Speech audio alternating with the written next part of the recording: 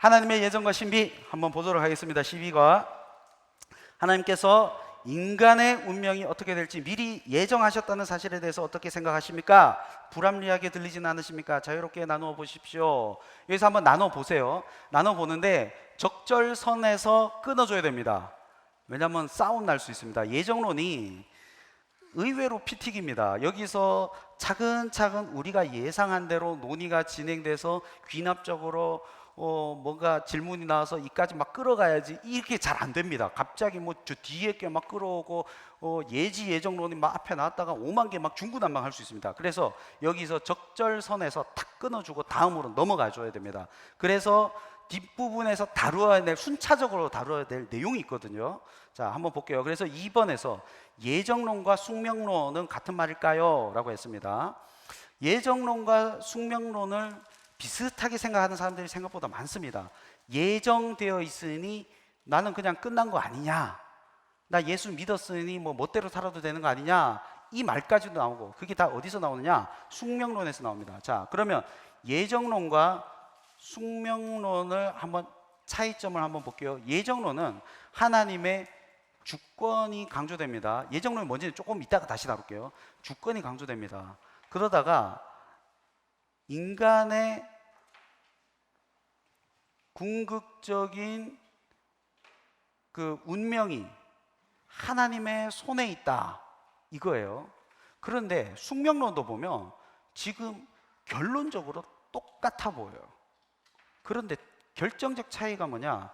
여기에 인간의 여지가 있고 인간의 여지가 없다라는 거예요.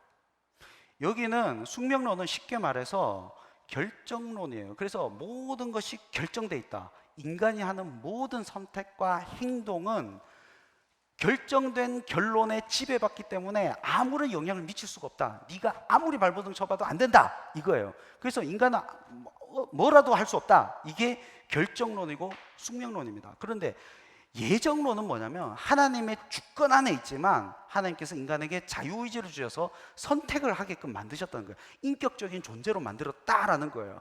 그럼 과연 그런가? 라고 했을 때 뒷부분으로 넘어가야 되는 거예요. 자, 예정론이 뭘까요? 에베소서 1장 4절에서 5절이에요. 요겁니다. 창세 전에 그리스도께서 우리를 택하사, 선택이에요. 선택. 택하사 우리로 사랑 안에서 그 앞에 거룩하고 흠없게 하시려고 그 기쁘신 뜻대로 우리를 예정하사 예수 그리스도로 말미암아 자기의 아들들이 되게 하셨나니, 여기서 아들들은 예전에 말했던 그 친자예요, 양자예요? 예? 친자는 휘오스라고 했죠. 양자는 테크논이라고 했습니다. 친자예요, 양자예요? 양자로 삼으셨다라는 거예요. 근데 예정했다라는 거예요. 여기서 예정나요. 그래서 우리가 예정이라고 했을 때 성경에서 예정은 우리의 모든 인생과 운명이 결정됐다, 이런 뜻이 아니라 구원과 관련되어 있어요. 우리가 구원을 받았을 때 하나님께서 미리 구원받을 사람을 예정했다라는 거예요. 그래서 구원의 서정, 구원의 순서라고 하죠. 순서, order. 그리고 선택, 부르심, 중생, 회심, 의롭다 하심, 이건 칭의, 양자 삼으심, 성화, 성도의 견인. 죽음은 우리 뭐 개혁주의에서 하나 끼워 넣은 겁니다. 그 다음에 죽음 이후에 영화, 이렇게 보통 이제 9가지라고 하는데, 요 구원의 순서 가운데 첫 번째가 하나님의 선택이다. 그래서 선택을 이야기하면 반드시 등장하는 게 육이에요. 자, 요 부분을 하나님께서 선택을 했다. 여기에를 하나님께서 선택을 했다면 요 부분은 어떻게 돼요? 선택하지 않으심이죠. 요거를 신학 용어로 유기, 내버려 두심, 요렇게 말을 했어요. 자, 그러면 어떤 의문이 등장하냐면 4번이 됩니다. 잘 보세요. 하나님의 선택이 있는 반면 유기, 즉 버려두심도 있습니다. 성경은 유기에 대해서 뭐라고 이야기할까요? 로마서 11장 7절에 보면 그런즉 어떠하랴 이스라엘이 구하는 그것을 얻지 못하고 오직 택하심을 입은 자가 얻었고 그 남은 자들은 우둔하여 졌느니라. 이게 이제 남겨진 자, 그 성경의 남은 자 그게 아니라 선택받고 남은 자, 유기된 자 이렇게 합니다. 자, 그러면 이제 중요한 거 선택과 유기를 말하면서 대부분 드는 예화가 요거예요. 요 문제점을 한번 볼게요. 홍수. 자, 홍수가 났어요. 몇 명이 있느냐? 아이고, 다리. 죄송합니다. 자, 이 사람이 있죠. 잘 그렸죠. 긍정적인 사람들은 잘 그렸다고 볼 거예요.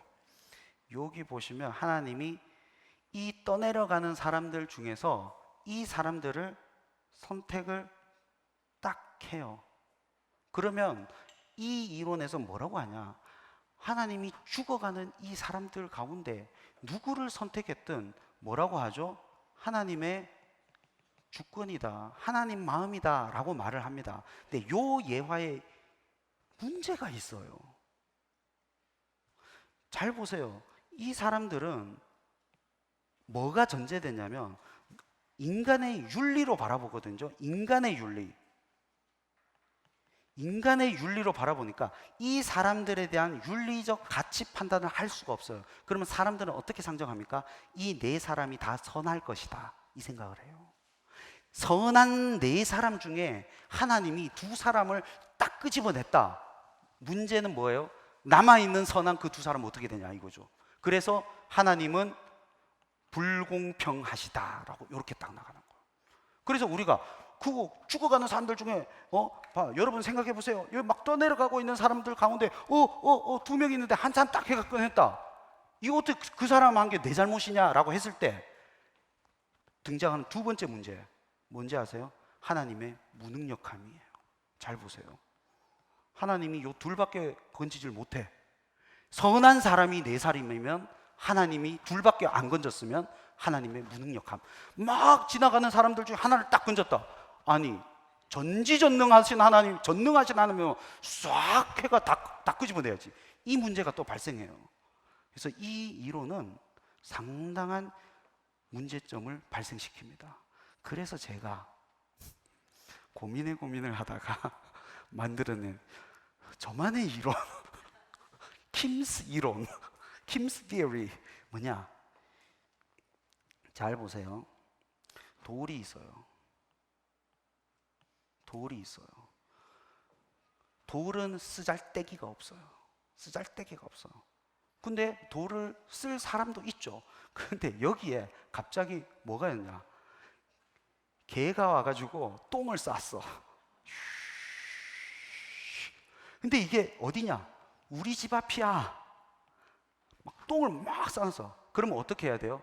치우고 버려야 돼요. 당연한 것이 뭐냐? 당연한 전제 1이 뭐냐? 더럽다, 치워야 된다. 이 모두가 윤리적으로 부당하다는 거예요. 1차 전제는 다 버려야 된다는 거예요. 다 버려야 되는데 그냥 이상한 사람이 한 명 있어요. 집주인인데 김대경이라고 칩시다. 이 사람이 갑자기 저벅저벅 가더니만 이 똥밭에 들어가가지고 그 똥 사이에서 돌을 하나 집어내. 그래가지고 다 묻었어요. 가가지고 여기다 탁 놓고 해야 되는 게 뭐냐면 이걸 다 씻고 나도 씻고 그 다음에 방 안에 전시를 해요. 자, 이러면 어떻게 됩니까? 얘가 미친 사람이 되는 거예요. 이해가 가십니까? 그러면 그 사람에게 이 똥 묻은 돌을 선택할지, 이 똥 묻은 돌을 선택할지, 이 똥 묻은 선택할지 선택하는 게 누구 마음이에요? 그 또라이 마음, 죄송합니다. 이거 영상 나가죠? 그 사람 마음인 거예요. 그것 가지고 불공평하네 라고 할 말 아무도 없어요.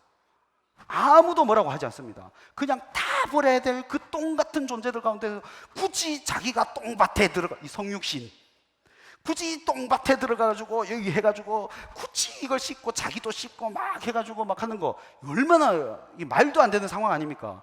이게 바로 선택이라는 겁니다. 기가 막히지 않습니까? 아무도 감동이 없습니다. 그래서 선택은 하나님의 주권이다라고 할 때 홍수 이론이 아니라 그 똥밭 이론, 이름 똥밭 이론, 똥밭 이론을 가지고 여러분들이 설명을 하셔야 됩니다. 그래서 여러분 생각을 해보세요. 우리는 다 죽을 존재였고, 다 버려진 존재였고, 다 쓰레기 같은 존재고, 하나님 앞에 죽어 마땅한 죄인이고 심판받을 존재 중에서 하나님께서 선택을 하셨다면, 그거는 그때 이제 윤리적 기준을 하나님 앞에 불공평하네, 무능하네, 제가 똥밭에 가서 이렇게 하는 것을 무능하다라고 할 수 있나요? 아니죠. 수고하는 거죠. 무능하다고 할 수 없다는 겁니다. 똥밭 이론으로 이제 잘 설명해 주면 되겠습니다. 그리고 저는 이제 예정을 바라볼 때 주로 어떻게 해야 되냐면, 예정은 원래는 제가 지난번에 설명했지만 구원받은 돌멩이가 나 자신을 딱 돌아보니 날 선택했네, 감사하다, 오묘하고 놀랍다, 이 감사의 고백이 예정이거든요. 예정론은. 그런데 사람들이 하도 막 이렇게 막 날성검으로 막 하나님 불공평하다, 하나님 어쩌다 막 이 하니까 제가 이 똥밭 이론을 이번 주에 창시하기 이르렀습니다. 자, 그 다음에 5번 한번 볼게요. 하나님이 인간 중에 일부에게 구원을 주시기로 작정하고 그들을 선택하셨습니다. 하나님 우리가 믿을 것을 미리 아시고 선택하셨을까요? 요 말이, 자, 잘 보세요. 근데 다른 교단에서 이렇게 쓰지만 우리가 함부로 비판할 필요는 없습니다. 예지 예정, 지난번에 한번 설명했는데 이중 예정입니다. 이중 예정. 예지 예정은 미리 알았대요. 잘 보세요. 미리 알았대요. 그리고 선택했대요. 그게 뭐냐면 인간이 하나님을 선택할 거를 미리 알았대요. 그 말의 함정은 뭐냐면 누가 선택한 거예요? 인간이 선택한 거예요. 그래서 구원의 공로가 인간에게 있다라는 거예요. 그래서 이거는 알미니안주의, 성결교, 침례교, 일부 감리교에서 말하는 건데, 인간과 하나님 사이에서 구원은 인간의 노력과 하나님의 은혜가 합쳐졌다라고 보는 거거든요. 그래서 인간의 구원에 대한 공로를 인정합니다. 그런데 우리는 이게 아니죠. 선택을 누가 했죠? 자, 똥밭에서 돌이 나와서 우리 집에 전시될 확률이 있습니까? 스스로 없다라는 거예요. 하나님이 이렇게 하지 않는 이상 그 돌은 내 방 안에 들어올 확률이 없다는 거예요. 가치가 없어요. 지가 스스로 툭 튀어나가지고 막 걸었어요. 걸어가지고 이 똥 묻었죠? 얘가 내 방 안에 찬장에 책장에 올라왔어요. 스스로. 그럼 어떻게 해요? 똥 묻은 돌이 들어왔잖아. 그건 닦고 버려야죠, 다시. 스스로 싹 닦아가지고 이렇게 할 확률은 없다라는 거예요. 그게 인간의 타락이에요. 전적 타락.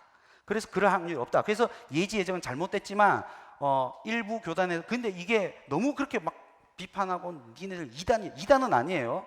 근데 우리는 뭐냐? 이중 예정이에요. 왜 이중일까요? 생각해 봤어요? 구원과 뭐 있죠? 심판. 몇 개예요? 2개. 구원과 심판을 하나님께서 예정하셨다. 이렇게 해서 우리는 이중 예정. 왜냐? 하나님께서 전적으로 타는 존재를 하나님께서 이렇게 예정하셨다. 우리는 이렇게 간다는 거 이렇게 알고 계시면 되겠습니다. 자, 그 다음에 6번. 모든 인간은 범죄함으로 타락했습니다. 하나님께서 타락한 인간을 그냥 두셨다면 어떻게 됐을까요? 그냥 두셨다면 여기 보세요. 본질상 진노의 자녀이더니, 본질상 진노의 자녀. 절대로 그들이 스스로 하나님을 선택해서 우리 집 찬장에 올라올 가능성이 없다라는 거예요. 본질상. 그래서 이 사람들은 전적으로 타락했기 때문에 하나님을 선택할 수 있는 능력이 없고 마음도 없고 생각조차도 없는 거예요. 가만히 내버려 두면 내가 우리 집 앞마당에 있는 그것을 치우든, 우리 아버지가 치우든, 지나가던 사람이 치우든, 청소부가 치우든 결국에 어떤 운명이냐? 치워져 쓰레기통에 들어갈 운명이라는 거예요. 그래서 절대 그럴 일이 없다. 그 다음에 7번, 예정론을 믿는 그리스도인의 삶의 태도는 어떻게 해야 될까요? 자, 그러면 우리는 선택받아서 주님 앞에 나왔어요. 그래서 이제 사람들이 또 머리를 쓰기 시작하는데, 머리를 쓴 게 아니죠. 내 멋대로 살아도 된다, 나 구원 받았으니. 이게 뭐예요?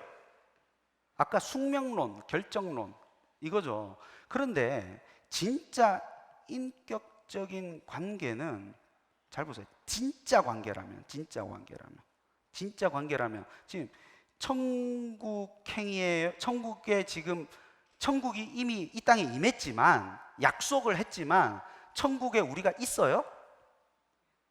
그건 아니잖아요. 이 말은 뭐냐면, 결혼을 약속은 했어요. 이 여자와 결혼을 약속을 했는데 실제 식을 올렸나요?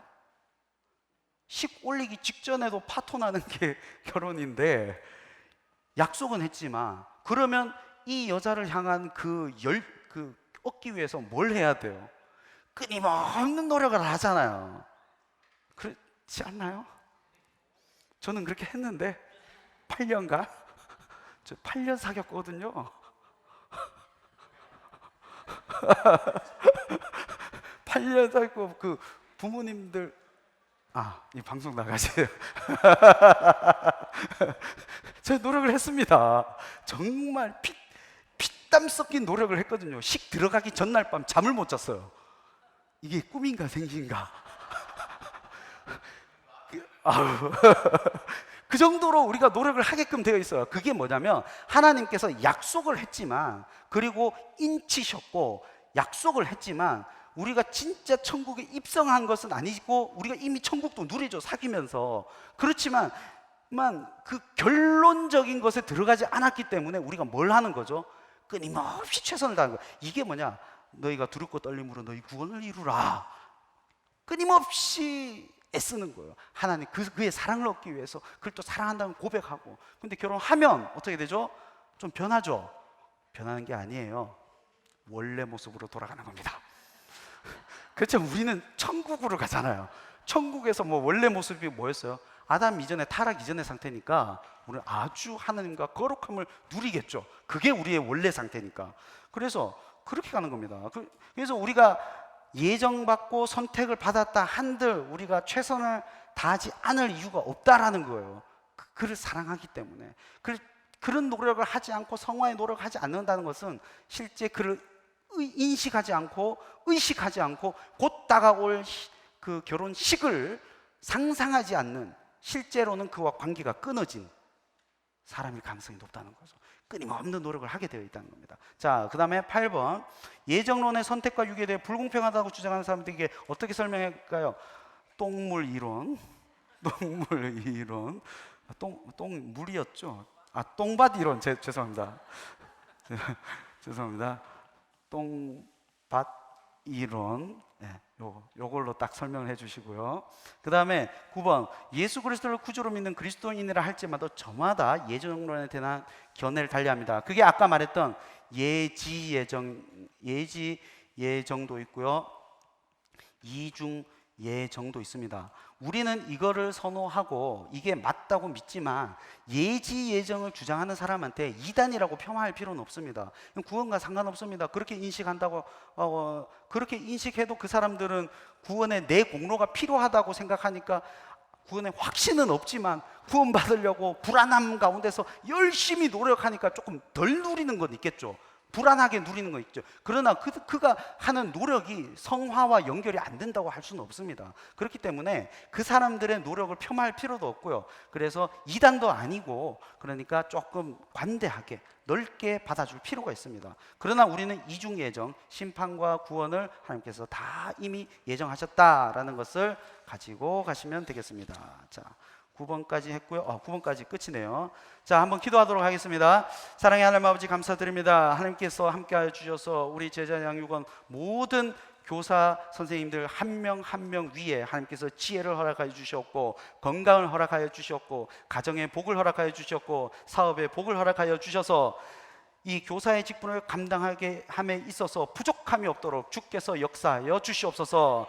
그리고 우리 양육생들을 잘 섬김으로 양육할 수 있도록 주께서 힘과 능력과 지혜와 권세를 허락하여 주시옵소서. 우리 대단한 선생님들, 탁월한 우리 여기 있는 모든 선생님들에게 하나님께서 일평생 함께하여 주시옵소서. 함께해 주시 믿사오며 예수 그리스도 이름으로 기도드립니다. 아멘. 수고하셨습니다.